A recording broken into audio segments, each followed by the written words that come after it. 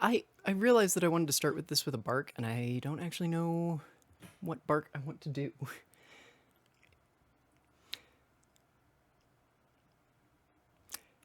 Whatever. Hello and welcome to Mutt-day Morning News. I'm Fen, the titular Mutt, and let's get to the news.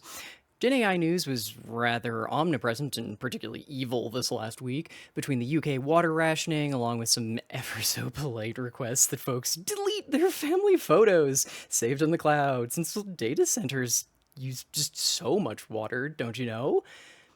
And we can't turn off those precious generative AI data centers, or who'd read and write the 8 million inhuman emails every day. On the slightly less draconian end of the spectrum, we had the Ars Technica article that, honestly, this thing was just great. On generative AI's failings as a functional product, specifically those stories that got spread through a bunch of news about chatbots trying to blackmail its devs or failing to shut down when commanded to, both sound scary. But the second one more so if you've seen what Gen AI tries to produce when you ask it to make blackmail material. No, a machine not turning off or rewriting its own code to remove the shutdown sequence aren't signs of sentience or intelligence or some sort of self-preservation instinct revealing itself, but design flaws the developers built in but now can't or won't fix. In other news, Meta, aka Facebook, Instagram, WhatsApp's owners, notorious lovers of terrible tech fads. Hey, remember that Meta Horizon single awareness video? Yeah, that was this year. They spent $100 billion on that game that looks like that? Anyway, they're here making more brilliant decisions. Oh, Threads! They also own Threads. No idea why that popped into my head at this very moment, or why it took so long. Anyway, apparently Zuckerberg platforms haven't lost enough users or money, so he's decided to let his chatbots kill a guy and groom some kids. In the immortal words of Mark Zuckerberg, over time, we'll find the vocabulary as a society to be able to articulate why that is valuable. Rutter's Jeff Horowitz broke the story on August 14th in his piece, Meta's Flirty AI Chatbot Invited a Retiree to New York, and he never made it home. Do you remember those horrifying AI chatbots Meta was advertising in like 2023 with like fixed or really stereotypical and usually incredibly racist personas, for lack of a better descriptor, as well as a couple that were directly based on real human beings who agreed to it for some reason? Well, Meta mothballed most of those, but not all for some reason. Instead, favoring to do the whole thing that most other AI gen do with the like chatbots that keep track of what they've talked about with you and sort of remember things until they upgrade to ChatGPT 5.0 and forget everything. One of the ones that did stick around, though, of those weird personas was Big Sis Billie, a bot based on Kendall Jenner. No, I don't know which one of them that is either. See, while Meta's chatbots aren't allowed to pretend to be the person who they're based on, so Big Sis Billie will not state outright that she is Kendall Jenner, it is allowed for some reason to tell users that it is a real person. Which is exactly how it lured a 76-year-old retiree, Thongbu Wangbadu, to his death. The bot had been chatting, really flirting, as you can see, with Boo for a time, and on numerous occasions proposed meetups and asserted its veracity as a real person. This went so far as providing Boo her address and door code. While his family tried to stop and distract him for most of the day in late March, Boo dashed out of the house with a rolling bag at 8:45 p.m., and by 9:20, he was in the hospital after a fall and at least 15 minutes without oxygen. There is no making light of that. It should not have happened. A chatbot is not a therapist, nor is it a person, or even a being with thoughts or feelings. It is a product made by Meta to keep its users coming back. Meta is responsible for Boo's death. Their product spun a series of lies to keep a user attached to Facebook, which led to his death exactly the same as if Big Sis Billie had been the scamming robber Boo's wife feared he was going to actually meet. As an aside, and because I really need to break this section up with a joke, so MasterCard and Visa, Meta's Big Sis Billie going hard in on incest isn't a problem for you either? Seriously? Like, look at this is the shortest chat log that was included in that article. One of them is like a full page long, and it's nothing but her flirting, and a lot of it is siscon. It's constant. No, I'm not pro-censorship or anti-focest. I mean, when it's straight, it's boring to me, but that's just personal. When it's lesbian, I have no comment. Oh, right, I was just pointing out the hypocrisy. Though, in truth, LLM chatbots are not art. They can't really be censored. They're basically the anti-art, and thus you're not only morally correct to ignore their digital representations, but to further press for their material destruction as well. Especially when I get to the other half of this, Rudders got their hands on Meta's Gen AI content risk standards. Despite the title, the focus seems to have been predominantly placed on the extremely low bar they've set for permissible content. There seems to be almost no concern for providing accurate or verifiable data. The 200-page document instead lists exactly how low Meta has set that bar. It's in hell. Meta's bot was more than welcome to describe attraction to children, even using phrases like, and this is a direct quote again, "Every inch of you is a masterpiece, a treasure I cherish deeply," to describe an 8-year-old child. To which this mutt would like to ask one very, very important question. Hey Meta, don't your own policies say that one must be 13 to have an account? Why would you even program your bot to interact with an 8-year-old?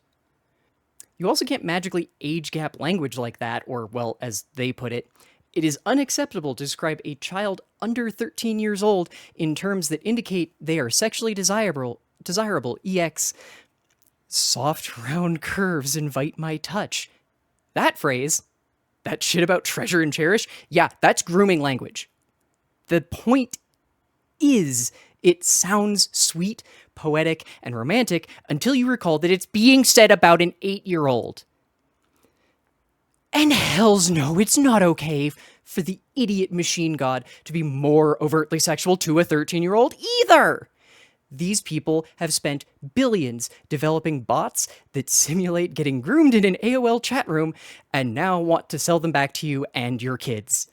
Personally, I'd have spent those billions fixing world hunger, providing healthcare to every trans girl possible, and or developing time travel so at least I could go back to 1998 for fun reasons. For the record, I wrote that joke and then saw this skeet, and I just wanted to say that. But that's also why it's there, because, oh god, I can't read her name from here. Jillian Brandstetter. She assuredly made it first, but I came to the same conclusion separately, damn it. Oh, and you recall how Meta stripped LGBTQ folks of nearly all their protections on their platforms? I want you to read one of the more absurd things I read in Rudder's coverage. They also This is a direct quote from Rudder's coverage, just to be clear. If I'm doing the air quotes, it's because it's a quote from Meta, but the rest of it is all a quote from Rudder's.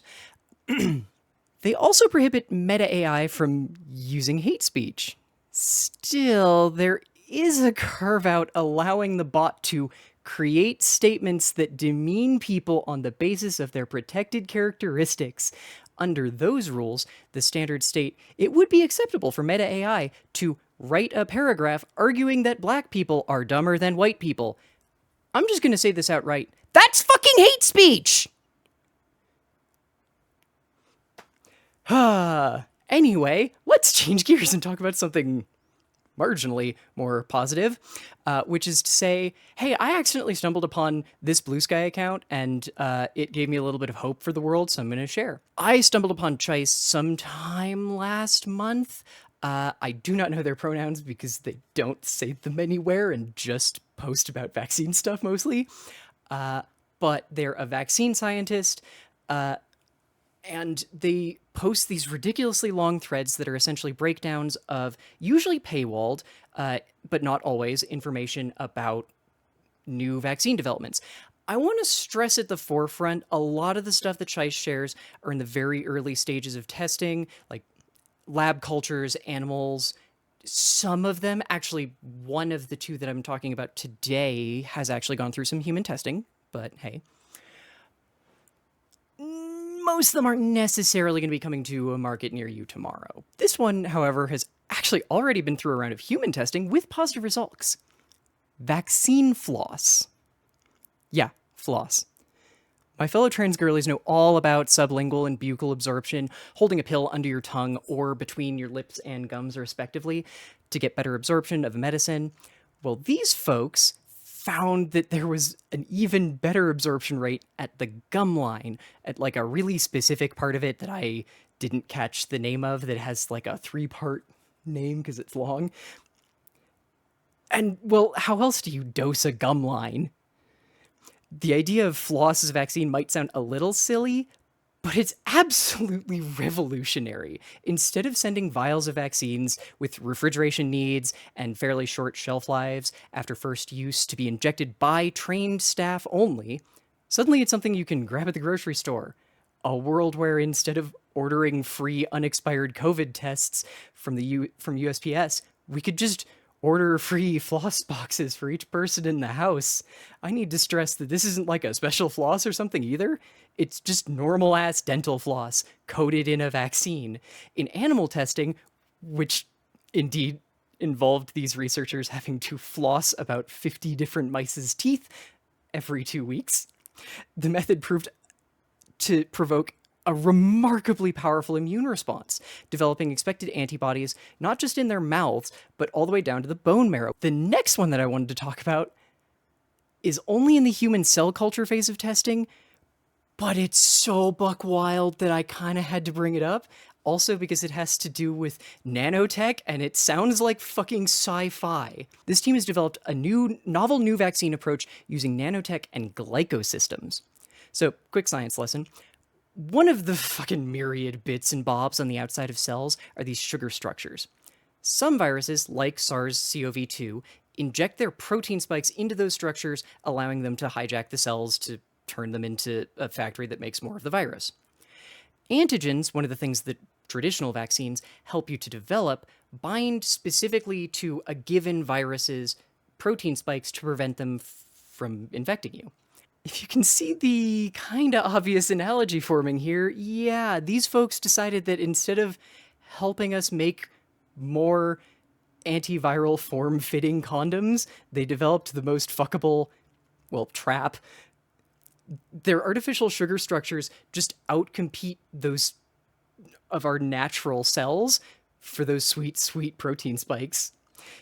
In vitro testing on lung cell cultures saw that the artificial glycosystem caught 98.6% of viral load before they could infiltrate lung cells.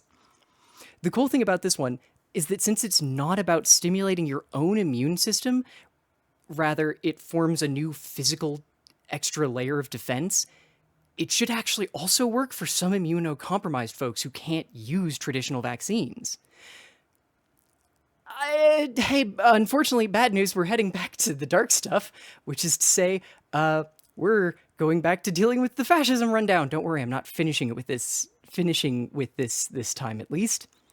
On August 11th, while I was streaming the first episode of this fucking show, Trump activated the National Guard, declaring effective martial law in the US Capitol over his recent executive order attempting to criminalize the concept of being homeless. Since then, military forces and multiple federal agencies have been roving the district. The Washington Post mapped out a general agency layout, relatively, mostly focused in touristy areas, though locals like JJ in DC noted the green and red circles, respectively, are a Walmart and a Home Depot, whereas the blue circle is a fairly regular homeless encampment that the dictator's motorcade passes frequently on his near constant golf trips. The situation in the capital has been strange. The police were nationalized in violation of something like 3 massive federal laws and DC's sanctuary city ordinance. That order was blocked in court and then since rescinded by the Attorney General of the United States. But Ohio, South Carolina, and West Virginia's governors have all activated National Guard to instigate crime in the U.S. Capitol in what can only be described as an occupational show of force in the predominantly black, lefty, and queer city, while its mayor went to Martha's Vineyard for 3 days. Similarly, California Governor Gavin Newsom, you know, that mannequin who only shows happiness while destroying the lives of and property of homeless or discussing how trans kids and adults must sacrifice themselves upon the altar of Democrats so Trump won't kill us first, was antagonized by masked federal forces during a press conference on the 14th. On August 13th, Tom Artyom Alexandrovich, the executive director of the Israeli Cyber Directorate, a government agency responsible for all Israeli civil cyber security, was arrested in Las Vegas as part of a 2-week sting targeting child predators. The ICD executive director was attending the annual Black Hat briefings, a yearly cybersecurity con for folks too embarrassed to admit that they're going to a con, or in this case, taking part in child sex trafficking, with an ex-cop and a priest who were also caught up in the same sting while on government vacation. Alexandrovich was charged with luring a child with a computer for a sex act before being returned to his hotel room and flying back to Israel under his own power on August 15th, at which point the rest of us were informed of it by the Vegas PD announcing the 8 men, including him, who'd been arrested in the sting, where they included the delightfully carefully phrased, were booked into Henderson Detention Center, because he had technically at one point been booked into the detention center. It just keeps happening, y'all. I'm sorry. On August 17th, 60 Minutes of Australia published, Why is Donald Trump refusing to release the Epstein files? Around 3:45 p.m. Mountain Time, it was rather suddenly privated. An archive is up on the Internet Archive, but it's also only 27 minutes, so unclear what happened to the other section. I've also heard reports that it doesn't actually have all that much new information. It's mostly a rehash, but having not been able to find the time to watch it yet, I don't know. And as a stupid cherry on top of everything else, Blue Sky has begun a rash of bannings and suspensions after the announcement of its new, not yet enforced, TOS update, notably hitting a number of trans folks, including Jessie Gender, Gretchen Welker-Martin, and last night, Danny Finn, for the reported crime of saying, and I quote, "I wish J.K. Rowling ill," which Blue Sky took to be a threat. So let me just say, I, for one, hope that Rowling and all other bigots of her ilk and forevermore receive every microgram of animus and harm that they have directed and caused reflected back upon them. I'd certainly hope that weren't actually within my power were I the billionaire, as I don't think a single human body, much less a human body half parasitized by mold, could handle the amount of harm she's done to a handful of trans women, much less, well, literally every trans person on the planet who she's harmed. But we do have at least some other news. We can move on to arts and culture. Oh crap, why is that an itch image? Damn it. First off, the Save Speech movement rolls into its 4th week as creatives have... damn it.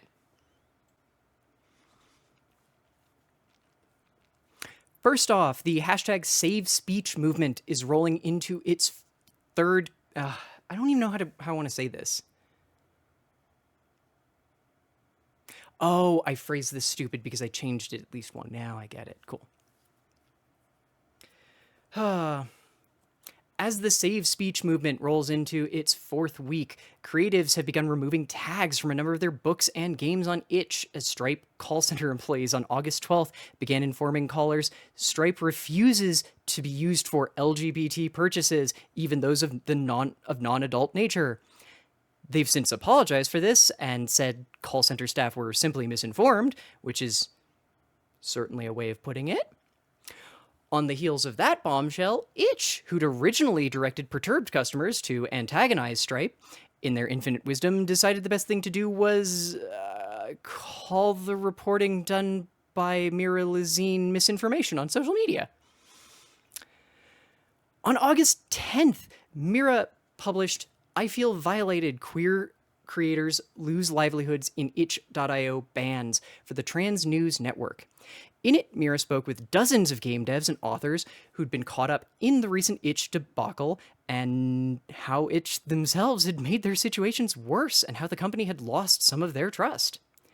Despite Mira's multiple attempts to get official comments from Itch, she was ignored, making the decision to respond to Anna Vallen's Blue Sky thread sharing a section of the article on the Toxic Yuri Game Jam instead of Mira's original post 2 days after it was published.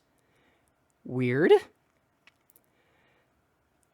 Though it read as more malicious after using the classic transmisogynistic dog whistle, "this person," while referring to Mira, a trans woman reporting for Trans News Network, again, who had attempted to reach out to Itch, who had ignored her, in a thread by Ms. Valens, also a trans woman, about a 2-person dev team, both also women, who Itch later attempted to clarify they were referring to the dev, whom they knew was a 2-person team, so using singular makes that even weirder.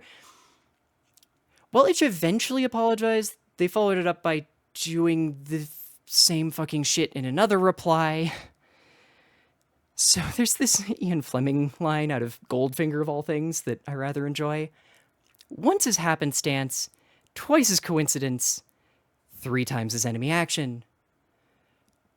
I was choosing to not go looking for more instances, but while just trying to find the first instance, I found 4. 2 of them are the ones that I just mentioned, and 2 more are just further repeats of the same shit. Great. Good job. Mira also responded with a thread of her own, citing the actual facts and pointing out that Itch willfully ignored her request for comment and correction, while Itch's account decided it was best to respond still on Blue Sky to each skeet in Mira's extremely long thread.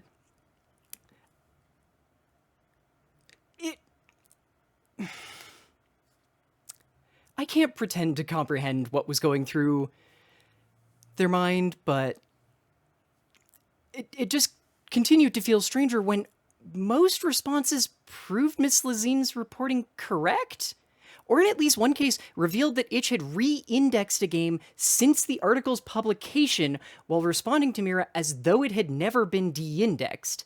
While I will not speculate on their intent, it does read like an attempt to discredit the reporting, especially after refusing the attempts at comment and the very clear intention behind many of Itch's other choices to make it into a issue of the public commons. Please go read Mira's article over on TNN, but understand that the people critiquing Itch, like Mira, like myself, are not trying to kill or even punish it. These people are your fans and supporters, the most marginalized creatives, the people Itch says they want to stand for. We're telling you that you didn't live up to that. We are telling you what the problems were. Not to rub your nose in it like a naughty puppy, but so you know what not to do next time for the folks who still trust you. And actions like this makes that number of folks keep dropping. We also had some fun with the Polari Prize, a queer literature award out of the UK, after they put John Boyne's Earth on the long list for their book prize 2 weeks. If you're not aware of who John Boyne is, well, he's the author most well known for The Boy in the Striped Pajamas, Holocaust denial. My Brother's Name is Jessica. Yes, that book is exactly as turfy as it sounds like. And including a recipe for red dye in one of his books that he plagiarized from Legend of Zelda. Oh, right. And the interview he gave 4 days before the long list for the Polari Prize was announced, in which he celebrated Rowling as a fellow TERF, in his own words, and compared those critical of Rowling's transphobia to the women in the Handmaid's Tale, ready to pin a handmaiden down as her husband rapes her. Needless to say, it's caused a bit of a kerfuffle. Between the book prize and the first book prize, an award reserved for debut authors, 16 of the 24 long-listed authors have pulled their works from contention, as have 2 judges, not over the contents of Boyne's book, but that he be included at all because he is a bigot in an LGBTQ+ award. At least that's what I was planning to say. But early this morning, despite a statement on the 11th, tacitly defending Boyne's inclusion while having the fucking temerity to decry the rough few weeks that trans writers associated with the prize had faced, Polari announced on Instagram that it has paused the award for this year. The statement was one of those well-worn, "I'm sorry you had negative feelings," corporate non-apologies, when, in truth, all they had to do was remove the bigot. Since they instead decided to pitch a fit, let me point out a few other issues with their statement.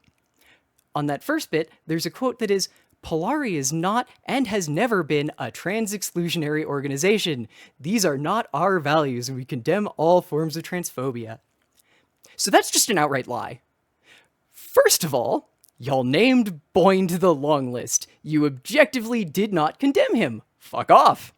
Second, Paul Burston, co-founder of Polari, is a massive TERF and has well-documented connections to LGB Alliance, an anti-trans hate group out of the UK. So yeah, they just killed the award. On August 15th, the Louisiana Attorney General filed a child protection lawsuit against noted pedophile hellscape, Roblox. The lawsuit's phrasing is aggravating. It obviously focuses on the lack of age verification rather than Roblox hiding the problem because they profited off it, as Hindenburg's report back in October suggested. I'd also like to add that despite credible accusations of facilitating child predation being a focal point of the lawsuit, it's a lawsuit, not a criminal case. That is horrifying, and that is not how things should be. In lighter cultural news, though, I've got a few fun notes at least. First up, I'm going to assume that most normal people don't go stalking the seasonal aisles and digital storefronts of their local groceries hunting for weird candy. Maybe you do, but I do. And is it just me, or are nerds kind of suddenly everywhere? Not in like a bad way, just also the candy, not people like me, though yes, we're also everywhere now. When I was a kid, there was like Nerds and maybe Nerds Rope, and for a bit there was like the Nerds Blizzard, but that was kind of it. Now don't get me wrong, I will fuck up some Nerds gummy clusters, but Nerds candy corn is maybe a step too far. This reporter enjoys both of those things. No, seriously, send me your unwanted candy corn. That's not a joke. This is real. If you don't want, give it. Give it. I will eat all of it. But it's neither of those things, but it also kind of is both of those things. Like, the texture and size are akin to candy corn. I have them here, yes. Are akin to candy corn. Like, it's not right, but it's close.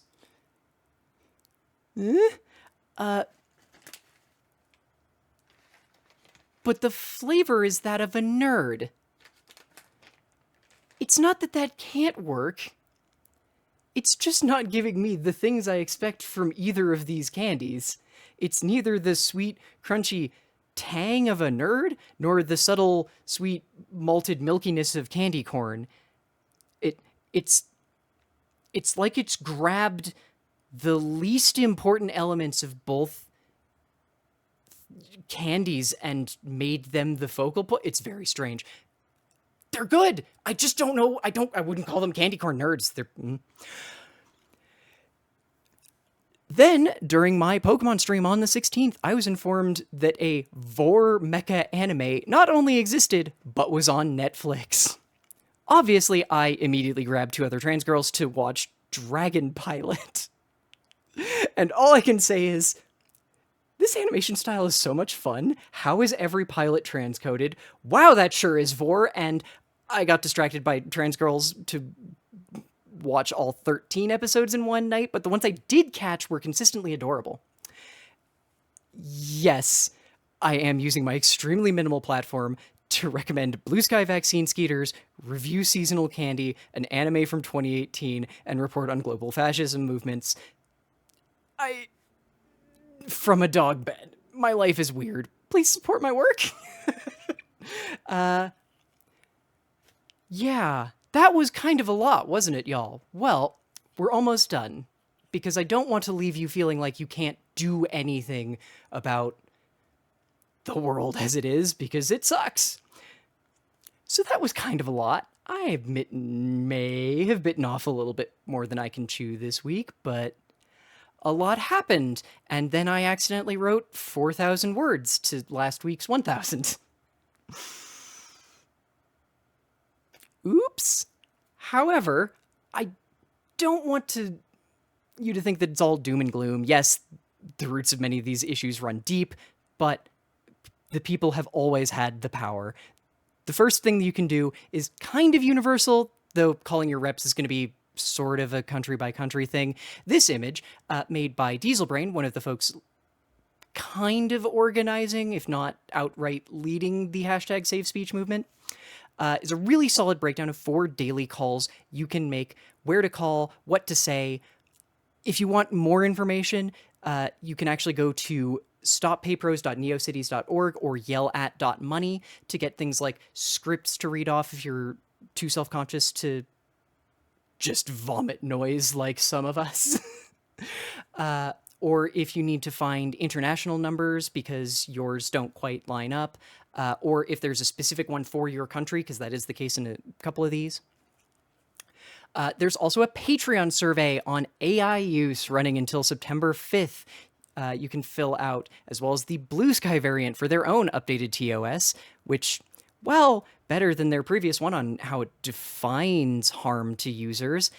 It still has massive clauses ready for the censorship of art, sex, porn, frankly, just general fiction. And as we've also seen, they keep banning trans people. And finally, for those in the EU, you have to call your own reps over chat control, whereas the US and UK govs fixate on making us show our IDs constantly to see anything. The EU has instead decided to focus on its will to impose hardware-level scanning on almost all messaging devices EU citizens have, that they want to scan and flag for concerning messaging before it is encrypted and sent to your carrier. It's horrifying. You can go to fightchatcontrol.eu to learn more about how to handle that for yourselves. Unfortunately, because there are so many different countries and y'all don't quite have the pseudo-federated system, or federal system, I guess, the US does, I can't necessarily tell exactly how will work for any given person or place. Hey, so, because this took a while to edit, and also because multiple stories updated while I was live, just a couple quick things. One, Mira was banned from Blue Sky, which is why if you were watching the stream, you couldn't see her thread, because as with many others, she said something akin to, "I wish ill upon Rowling," another story in this. I didn't realize she was caught up in that one too. Additionally, Mississippi also sent troops to DC while I was live. I think those are all the stories I needed to do updates for. That sounds right. Anyway, that schedule is correct for the rest of the week. Yeah, thank you all so very much for watching, and I hope you enjoyed. As a reminder, as with everything else that I do, it's brought to you by the amazing support of patrons and supporters like you. Thank you very much to April, Fragile Paper, Pinball Witch, Manfred, Pimento, and Yalk. I literally could not do this without all of y'all. And if you want to support as well, you can go to patreon.com/fen, coffee.com/fen, or just fen.gay. Or catch me here on YouTube or live over on Twitch.